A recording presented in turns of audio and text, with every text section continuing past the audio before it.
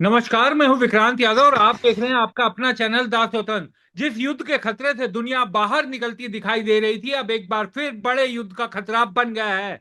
अमेरिकी राष्ट्रपति Donald Trump भड़क गए हैं और वो कह रहे हैं कि अब मेमोरेंडम ऑफ अंडरस्टैंडिंग का कोई मतलब नहीं रहता। दरअसल ईरान आईआरजीसी ने 3 जहाजों पर हमला किया था, जिसको युद्ध विराम की शर्तों का उल्लंघन बताया जा रहा है। और जैसे ही ट्रंप का ये बयान सामने आया, दुनिया भर के बाजारों में उथल पुथल शुरू हो गई। भारतीय शेयर बाजार में भी बड़ी गिरावट देखी गई। सोने चांदी के दाम में भी गिरावट आई है। तमाम इन चीजों को समझते हैं और किस तरीके से दुनिया के सामने बड़ा खतरा फिर से खड़ा हो गया है, ये समझते हैं वित्तीय विश्लेषक डॉक्टर शरद कोहली जी हमारे साथ जुड़ चुके हैं। शरद सर, नमस्कार। नमस्कार विक्रांत। आपको, स्वतंत्र के सभी फॉलोअर्स, व्यूअर्स, सब्सक्राइबर्स को मेरा अभिवादन। शरद सर, किस तरह से देखा जाए, ये तो स्थिति लगता है कि जो बड़ी मुश्किल से पकड़ में आई थी और ठीक होने लगी थी अर्थव्यवस्था दुनिया की, फिर से एक बड़ा खतरा सामने खड़ा हो गया है। जी हाँ, इंतजार करना पड़ेगा ईरान के अगले मूव का, क्योंकि आखिरी बार जो है वो अमेरिका ने किया है। कल पहले 3 टैंकर्स पर ईरान ने अटैक किया, उसके बाद अमेरिका ने पलटवार किया और ईरान ने कहा कि हम इसका जवाब देंगे, तो उसका इंतजार करना पड़ेगा। मीनवाइल, जहां तक ट्रम्प की बात है और उनके स्टेटमेंट्स की बात है, ये तो हम लगातार 3-4 महीने से देखते आ रहे हैं। वो स्टेटमेंट देते हैं, मार्केट्स हिलती हैं और मार्केट्स हिली, मार्केट बुरी तरह से। स्टॉक मार्केट भी, सोने चांदी की मार्केट भी बुरी तरह से हिली है। सोने सोने में लगभग $100 का फॉल आया है। जो गोल्ड फ्यूचर्स चलते हैं वहां पर, हालांकि दिन के टाइम ही आ गया, जबकि वो रात के टाइम होता है, पर जो फ्यूचर्स मार्केट है उसमें उसमें गिराव आया है। तो मुझे लगता है कि ट्रम्प की ये स्टेटमेंट मुनाफे के लिए भी हो सकती हैं। वो ट्रेड भी करते हैं और इस स्टेटमेंट के जरिए लॉबीज अमेरिका में है जो पैसा बनाती हैं। ये भी एक चाल हो सकती है। ट्रम्प की बात पे विश्वास मुझे बहुत आसानी से नहीं होता है। पहले भी बता चुका हूं, मैं दोबारा बोलता हूं, मुझे उनकी बातों पे यकीन नहीं होता। और वहां पर टर्की में बैठ के वो थोड़े से अपना ज्यादा भी, जिसको फेंकना कहते हैं, वो भी कर रहे हैं, क्योंकि नेटो के वहां सारे लोग हैं। जरा नेटो के ऊपर अपना रुआब जमाना चाहते हैं। पहले भी कह चुके हैं नेटो की बैठक में, हु इज द बॉस, ये बात G7 की बैठक में भी कह चुके हैं। उनको पता है कि नेटो की ज्यादातर फंडिंग जो है अमेरिका करता है, तो नेटो वाले उनकी तरफ देख रहे हैं। नेटो छोड़ने की भी धमकी दे चुके हैं। तो आई थिंक वो माहौल को देखते हुए उन्होंने ऐसी स्टेटमेंट दी है कि अभी हम इनको और मारेंगे, ये है वो है, एमओयू का कोई मतलब नहीं है। क्योंकि इनकी वहां थोड़ी बेइज्जती भी फील हुई कि आपने तो एमओयू किया था, ईरान ने तो अटैक कर दिया। तो आपकी जो उनकी साख भी क्वेश्चन में आ गई कि भाई आप तो दस्तखत करके आए थे, उन्होंने तो 3 शिप्स पे फिर अटैक कर दिया। तो उनकी बेइज्जती वाली बात थी। तो उस बेइज्जती को ओवरकम करने के लिए, उसको छुपाने के लिए, अपनी इमेज बनाए रखने के लिए उन्होंने कह दिया अब एमओयू का कोई मतलब नहीं है, अब जो होगा देखा जाएगा। तो देखना होगा क्या है। I think we will have to take one day at a time. इसमें कुछ ज्यादा अटकलें, बाकी मार्केट्स तो रिएक्ट करती हैं। देखिए, ऐसी जब चीजें होती हैं, आप क्रूड ऑयल फिर $80 के आसपास पहुंच रहा है। हाँ। $79 के आसपास क्रूड ऑयल पहुंच गया है। बहुत ही मुश्किल से वो 71-72 पे आया था, फिर ऊपर चढ़ना हो गया। रुपया भी कमजोर हो गया है, फिर 95.60 के आसपास पहुंच गया इस समय जब हम बात कर रहे हैं। हम्म। तो ट्रम्प की स्टेटमेंट है, ऐसा अनेकों बार पिछले 4 महीने में हो चुका है। जब तक ग्राउंड पे कुछ नहीं होता, ईरान क्या आज पलटवार करेगा? उसके पलटवार तो आपको पता है कहाँ होते हैं, अमेरिकन बेसिस पे होते हैं, बहरीन में, कुवैत में। शायद सऊदी अरेबिया यूएई पे ना करे, क्योंकि पीछे भी हमने देखा सऊदी अरेबिया और यूएई को वो अवॉइड कर रहा है। बहरीन, कतर में जो मिलिट्री बेसिस है उन पे क्या ईरान अटैक करेगा? तो ये सब निर्भर करेगा कि ऑन ग्राउंड क्या होता है। बहुत वॉलेटाइल है।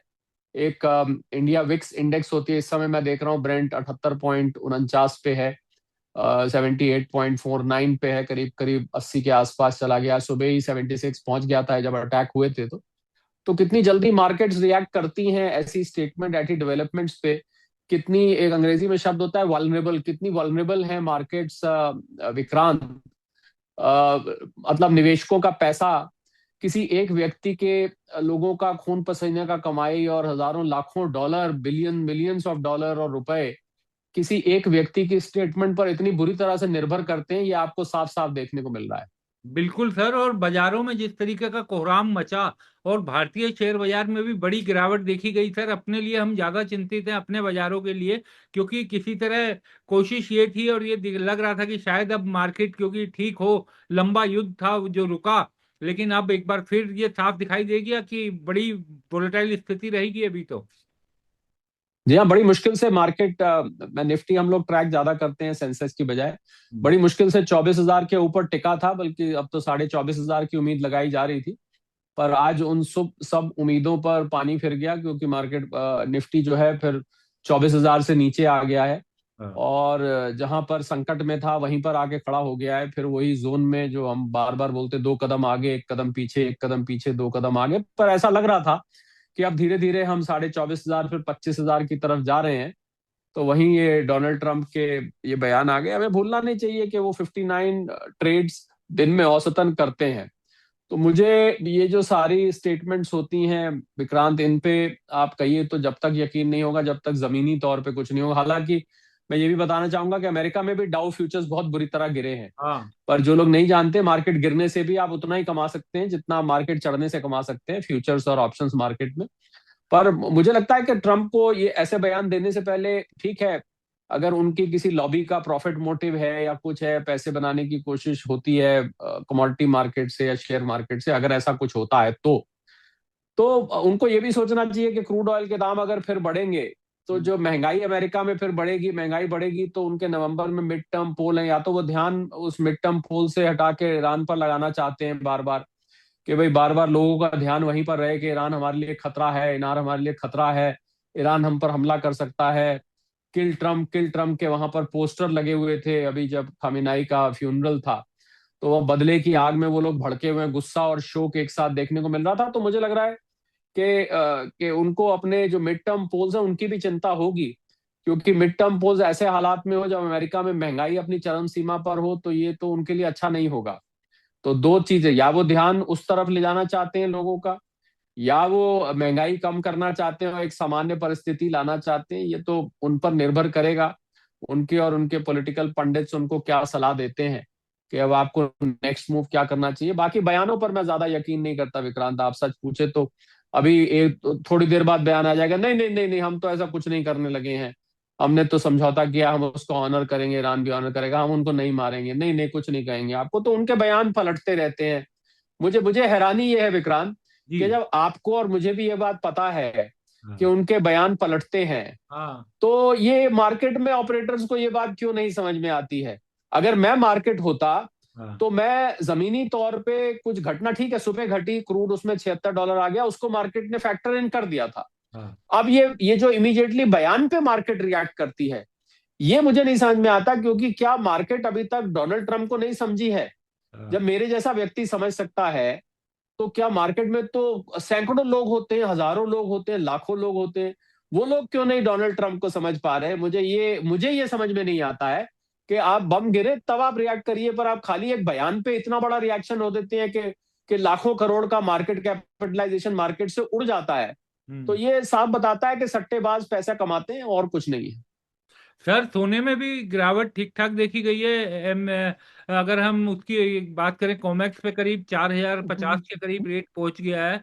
और एमसीएक्स पे भी करीब 1.5% के करीब की गिरावट थी, 1,40,42,000 के करीब वो पहुंचा हुआ है। तो गोल्ड पे भी सीधा तुरंत असर इन घटनाओं का दिखने को मिलता है। बिल्कुल बिल्कुल, क्योंकि डॉलर इंडेक्स फिर 101 से ऊपर निकल गया है, हम्म। बॉन्ड यील्ड फिर 4.5 से ऊपर निकल गई है। जो फैक्टर्स सोने चांदी को प्रभावित करते हैं विक्रांत, उन हाँ। फैक्टर्स में तुरंत रिएक्शन आया, और जैसे रिएक्शन आया सोने चांदी ने उस रिएक्शन को ऑनर किया, मैं कहूंगा। और $100 के आसपास, क्योंकि $4,150 के आसपास पहुंचने लगा था, हाँ। फिर से रिकवर होने लगा था, बल्कि सुबह ज्यादा गिर गया था। अब हाँ। 4126 $4130 तक आ रहा था, तो वहां से रिकवर कर रहा था उस शॉक से। हाँ। उसके बाद ये स्टेटमेंट आ गए। बिल्कुल, देखिए सोना चांदी, देखिए जो सट्टेबाज हैं, जो डेरिवेटिव मार्केट में हैं, उनके लिए ये खबरें एक तरह से पार्टी है।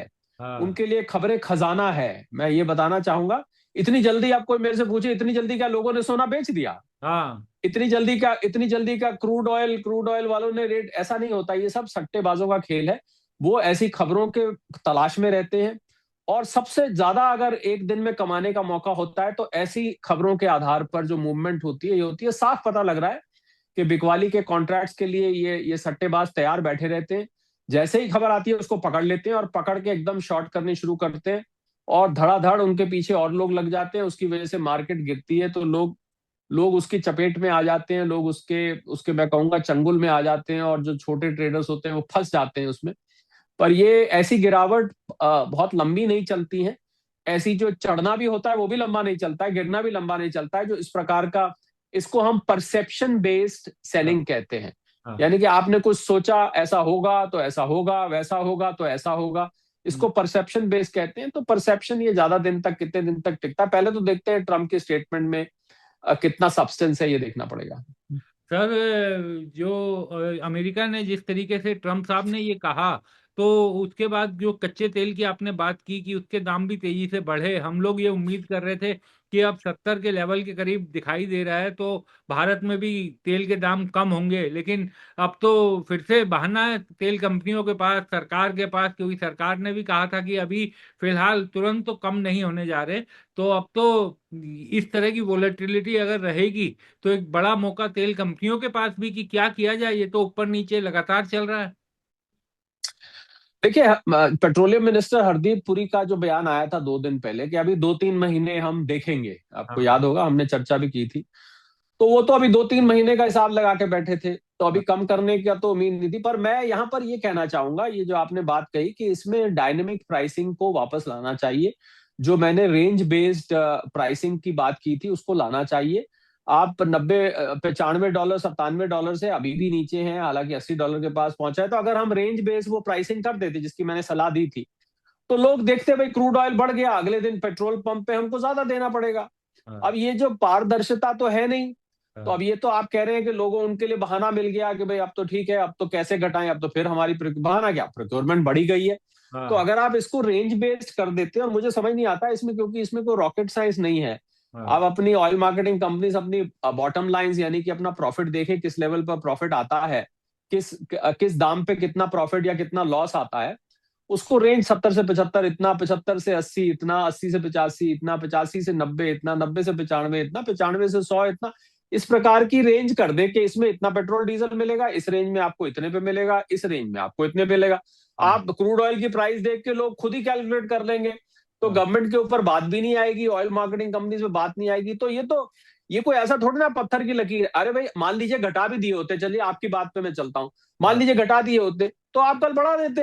भाई हम्म, अब कच्चे तेल का दाम जो है वो फिर 78-79 डॉलर पहुंच गया, अब बढ़ा हाँ दीजिए वापस। तो कोई ऐसा कानून थोड़े ना, पहले तो सालों पहले डायनेमिक प्राइसेस, रोज पेट्रोल पंप पे कीमतें चेंज होती थी, 15 पैसे, 20 पैसे, 10 पैसे। तो वो ऑलरेडी करके हम देख चुके हैं। अब उसकी असली जरूरत है, हाँ अब उसकी जरूरत आई है उस डायनेमिक प्राइसिंग की, क्योंकि लोग पारदर्शिता चाहते हैं, लोग राहत चाहते हैं, और लोग इस गिरती हुई क्रूड ऑयल की कीमत में कुछ राहत चाहते हैं। अब आप अगर घटाई होती पूरे ₹7.5, तो मैं कहता हूं आप ₹2 फिर बढ़ा देते, कोई हम्म, हर्ज नहीं थी। ये काम किया जा सकता है ना। हाँ।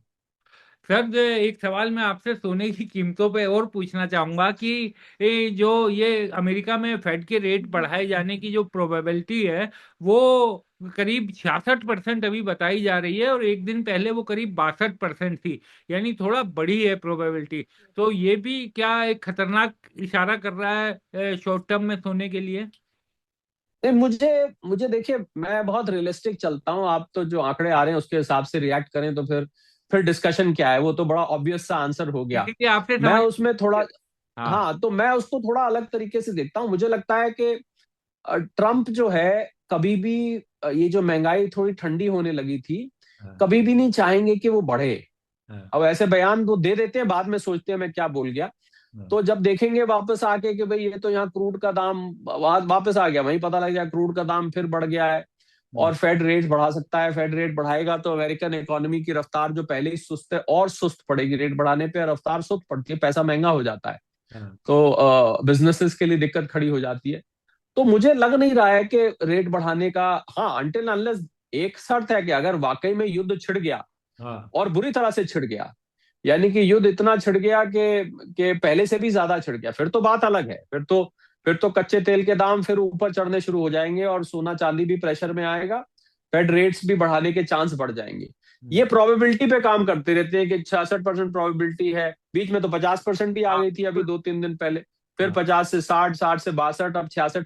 तो अगर आप ऐसे क्रूड ऑयल की कीमतों से प्रोबेबिलिटी निकालते रहेंगे, फेड की मीटिंग जब होनी है तो फिर तो कुछ भी अज्यूम किया जा सकता है। हम्म, पर रियलिस्टिकली देखना है कि क्या डोनाल्ड ट्रंप ये महंगाई अपने देश में, छोड़िए भारत की, छोड़िए सबकी बात 1 मिनट के लिए, क्या अपने देश में वो ये महंगाई इस समय अफोर्ड कर सकते हैं? मेरे हिसाब से इलेक्शन को देखते हुए इसका जवाब है ना। तो उनको कुछ ना कुछ असल में क्या है, कई दफे वो बोलते पहले सोचते बाद में है। हाँ, अब उन्होंने बयान तो दे दिए कि भाई खत्म हो गया एमओयू, सब खत्म हो गया, कोई मायना नहीं है इसका, ये तो सब एक मजाक है वगैरह वगैरह, जो भी वो बोल गए। अब बाद में सोचेंगे कि मेरे बोलने का क्या असर हुआ। हाँ, अगर जिसने कमाई करनी थी वहां पर, तो कमाई उसने कर ली होगी, अब वापस पलट जाएंगे, नहीं नहीं नहीं नहीं नहीं, ये तो अभी कैसा कुछ ऐसा हम कुछ नहीं करने वाले। इंतजार करते हैं ट्रम्प की स्टेटमेंट की। बहुत जल्दी कुछ कंक्लूजन निकालना ऐसे माहौल में ठीक नहीं होता है, क्योंकि क्या युद्ध वाकई में छिड़ जाता है? क्या ईरान आज कुछ अटैक करेगा? क्योंकि ईरान में मैंने आपको कहा था बहुत डिवाइसिव पॉलिटिक्स हो रही है। कल आप ही के भूतपूर्व जो एम्प्लॉयर हैं उनके यहाँ मैंने पॉडकास्ट करी, दो पॉडकास्ट करी, जियो पॉलिटिक्स पे भी करी और इस पे भी करी। और उनके यहाँ मैंने ये कहा कि देखिए आगे क्या होता है। ट्रम्प की स्टेटमेंट जो है वो देखनी पड़ेगी। क्या ईरान में जो आईआरजीसी कंट्रोल कर रहा है, या ईरान में सुप्रीम लीडर के ग्रुप कंट्रोल कर रहा है, या अब्बास अराक्ची पार्लियामेंट कंट्रोल कर रही है, ये पता नहीं। क्योंकि जो हमला हुआ 3 शिप्स पर, हाँ, अगर वो ईरान ने किया तो क्यों किया? जब हाँ, स्ट्रेट ऑफ हॉर्मूज खुल गया था और स्ट्रेट ऑफ हॉर्मूज से धीरे धीरे ट्रैफिक सामान्य हो रहा था, तो उन 3 टैंकर्स पे हमला क्यों किया गया है? हाँ, जब तक इस बात का जवाब नहीं पता किसने किया हाँ, और क्यों किया। हो सकता है ईरान ने ना किया हो हाँ, सकता है अमेरिका ने खुद ही करवा दिया हो, कुछ नहीं। अब देखिए, आप प्रोबेबिलिटी कुछ भी हो सकता है किसी और खाड़ी देश ने कर दिया हो। ओमान भी कह रहा है, ओमान से भी कतर से, ओमान से अलग अलग बयान सामने आ रहे हैं। तो ये प्रोवोकेशन, इसको प्रोवोकेशन कहते हैं। प्रोवोकेशन क्यों की गई? हाँ, और उसके जवाब में अमेरिका, क्या अमेरिका चाह रहा था? ये भी हो सकता है कि मान लीजिए अमेरिका ने कहीं किसी को कह के करवा दिया हो, और जब खमीनाई की फ्यूनरल में किल ट्रम्प के पोस्टर, उससे डोनाल्ड ट्रम्प भड़क गए थे, गुस्से हाँ, में थे हाँ, कि ये मेरे खिलाफ इतना गुस्सा निकाल रहे हैं, मुझे मारना है। जब किसी व्यक्ति को मारने की धमकी दी जाए तो वो रिएक्ट तो करेगा। तो हाँ। उन्होंने रिएक्ट किया, ठीक है मैं किसी बहाने से तुम्हारे पर फिर अटैक करूंगा। ये भी हो सकता है, कुछ भी हो सकता है। देखिए पॉसिबिलिटी यहाँ से, किसी पॉसिबिलिटी का इनकार नहीं किया जा सकता, पर आगे इंतजार करते हैं जमीनी तौर पे होता क्या है। ये तो मार्केट परसेप्शंस हैं जो हमने डिस्कस करी। बिल्कुल सर, और फ्यूनरल में जिस तरीके की जो भीड़ जुटी थी और जिस तरीके के दृश्य सामने आए थे, वो भी कहीं ना कहीं ट्रम्प को अच्छे नहीं लगे होंगे कि इतनी बड़ी संख्या में लोग वहां पर सड़कों पर उतरे, जिसके बारे में ये कयास लगाया जा रहा था कि कोई हमला हो सकता है, उसके बावजूद लोग इतनी बड़ी संख्या में निकले। जी बिल्कुल, बिल्कुल। क्योंकि वो तो ये मान के चल रहे थे कि भाई खमीनाई के खिलाफ है हाँ, ईरान की जनता। पर जिस तरीके से ईरान की जनता खड़ी हो गई साथ में, उनको ये भी धक्का लगा कि हाँ, मैं तो मान के चल रहा था कि भाई ये लोग जो है ये खमीनाई से परेशान थे, मैंने इनके लिए अच्छा काम किया वगैरह वगैरह। ये तो पूरा हजूम आ गया, लोगों को रोते हुए देखा, लोगों को बिलखते हुए देखा, लोगों को गुस्से में देखा। और जितनी गिनती में लोग थे तो उसको देख के ये हिल गए। ऊपर से वो हाथ में प्लेकार्ड लिए हुए थे, kill Trump, we want to kill Trump, हम तो बदला बदला लेकर रहेंगे। वहां के कोई कवि हैं ईरान के, उन्होंने एक कविता भी लिखी जो बहुत वायरल ईरान में हो रही है, जिसमें उन्होंने ये बात बोली कि इसका और इससे कम और कुछ चलेगा ही नहीं। हाँ, जब तक हम अमेरिका से ट्रम्प से बदला नहीं लेंगे, इससे कम में कुछ बात नहीं चलेगी। इस प्रकार की कुछ उन्होंने कविता लिखी है। वो हम्म, कविता काफी लोगों के बीच में वायरल हुई। तो कुल मिला के ट्रम्प का जो अनुमान है ईरान के बारे में, वो बार बार गलत निकल रहा है। बार बार गलत निकल रहा है। बयान तो वो देते हैं हम खत्म कर देंगे, घंटे में खत्म कर देंगे, तबाह कर देंगे, सिविलाइजेशन मिटा देंगे, ये मिटा देंगे, पर ये काम इतना आसान नहीं है। 9 करोड़, उन्होंने ट्रम्प ने खुद बोला 9 करोड़ 10 लाख जनता है वहां की। हाँ, तो 9 करोड़ की जनता को आप इस तरीके से उनको कह दे कि हम 1 मिनट 1 घंटे में तुमको खत्म कर देंगे, कैसे हो सकता है? ये संभव नहीं है। और ईरान के लोग बहुत पेट्रियाटिक हैं, हम्म, अपने देश के प्रति, अपने लीडर्स के प्रति बहुत निष्ठा रखते हैं, जो भी हो। तो मुझे लग रहा है कि ट्रम्प को बयान, यहाँ से हमारे कहने का कोई फायदा तो है नहीं हमारे आपके, पर ट्रम्प को बयान सोच समझ के देने चाहिए, क्योंकि ये बैकफायर कर सकता है। और ये मामला नवंबर तक उनके लिए बहुत ही कठिन परिस्थिति पैदा हो सकती है।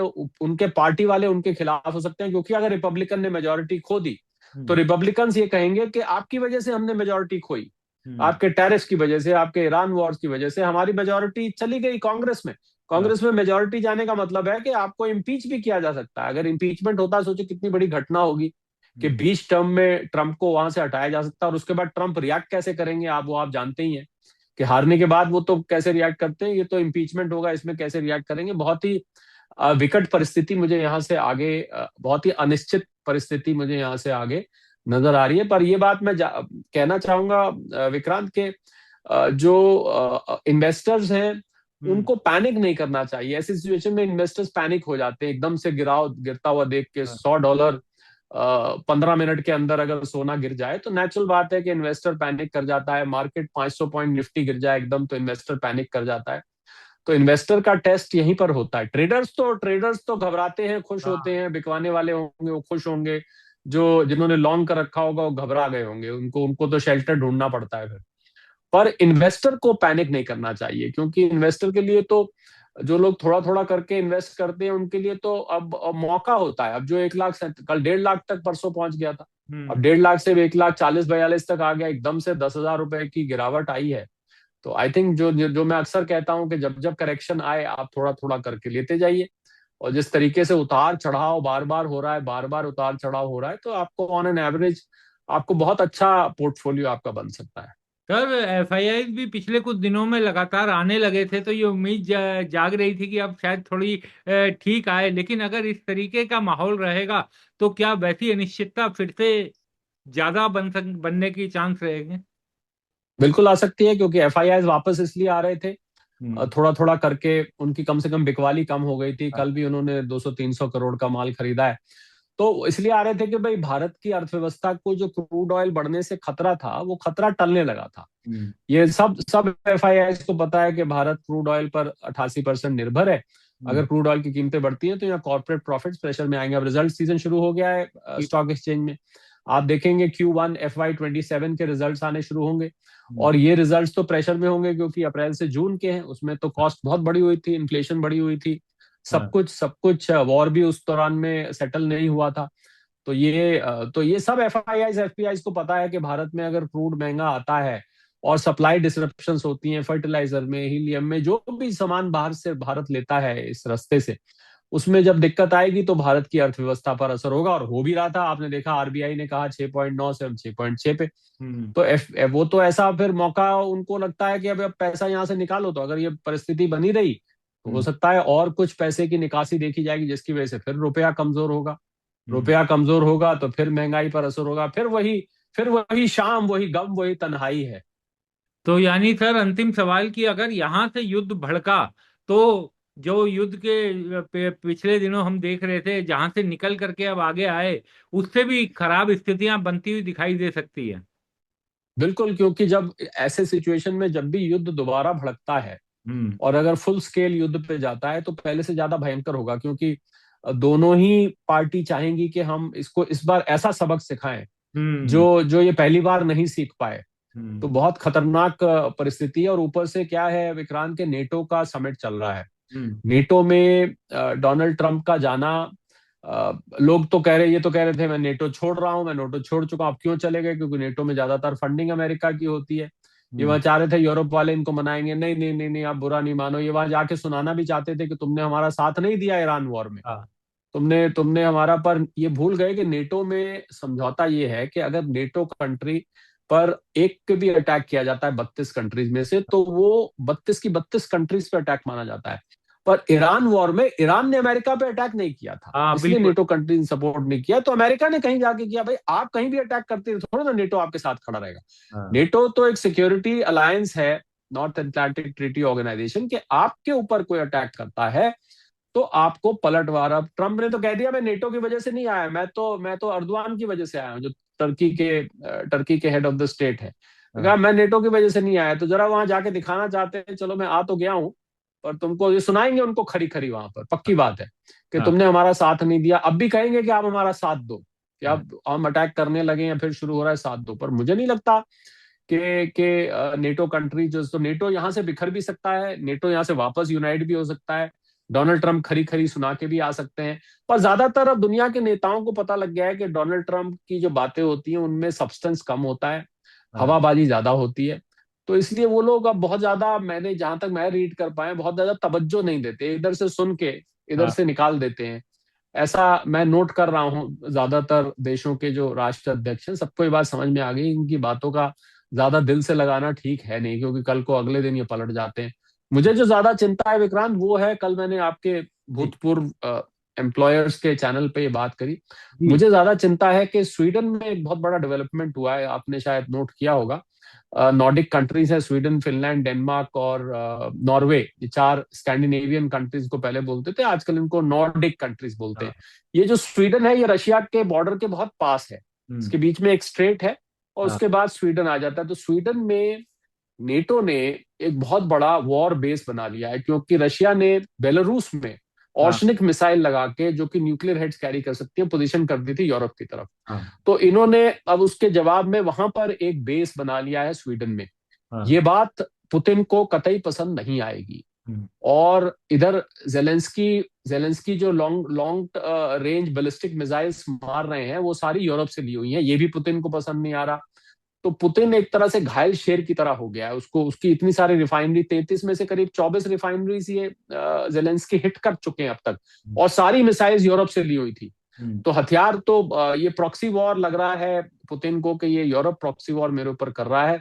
और मुझे लग रहा है वो सिचुएशन ईरान से भी ज्यादा खतरनाक है। आप मेरे से पूछे, ईरान तो खाली ये मिडिल ईस्ट का मैटर है, वो वर्ल्ड वॉर की आहट सुनाई दे रही है वहां पर। बहुत ही खतरनाक परिस्थिति वहां पर विक्रांत पैदा होती दिख रही है। जरा सा भी अगर ट्रिगर हो गया तो हाँ। यूरोप को लग रहा है कि रशिया हमारे ऊपर इन्वेड करेगा, हमारे ऊपर अटैक करेगा, पोलैंड पर, स्वीडन पर, फिनलैंड पर, डेनमार्क पर। वो खतरा एक और बन रहा है जिसपे बहुत लोगों का इस समय, क्योंकि ट्रम्प साहब अपने ऊपर इतना ध्यान रखते हैं, दुनिया का बिल्कुल। इतना खींच लेते हैं कि बाकी की दुनिया की खबर की गुंजाइश ही नहीं छोड़ते। हाँ, बिल्कुल सर, बहुत जरूरी बात आपने बताई।